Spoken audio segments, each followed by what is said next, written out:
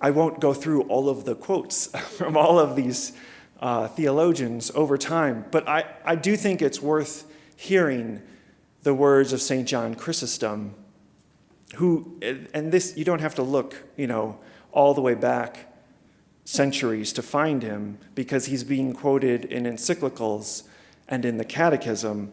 But Chrysostom says, "The temple of your poor neighbor is more holy than the altar on which you celebrate the holy offering."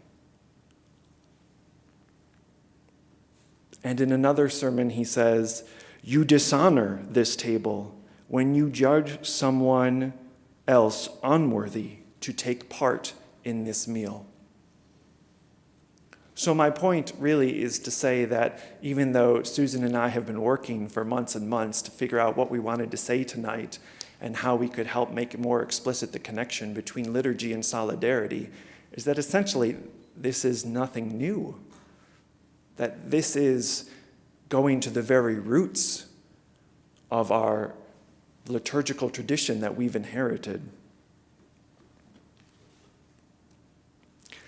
However, be that as it may, that this is what the tradition has been teaching for centuries, I'm not convinced that this is actually the lived experience of liturgy. And I think it's very easy for many in the church to fall into a kind of sacramental optimism, to borrow a phrase from my friend Katie Grimes, also a product of Boston College, that we presume that God will take care of all these problems. We fall into this trap of just thinking that there's something magical about the Eucharist and that it will take care of everything that ails us, when this is obviously not the case, right? When we look at the body of Christ, we don't necessarily see a spotless, sinless body, but we see, as Thomas Merton wrote, a body of broken bones, a wounded, dirty church.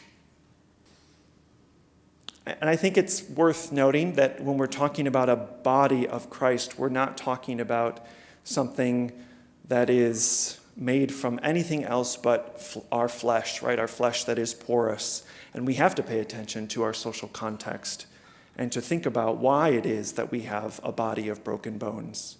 It strikes me as particularly sobering that Martin Luther King called 11 o'clock on Sunday morning America's most segregated hour 50 years ago.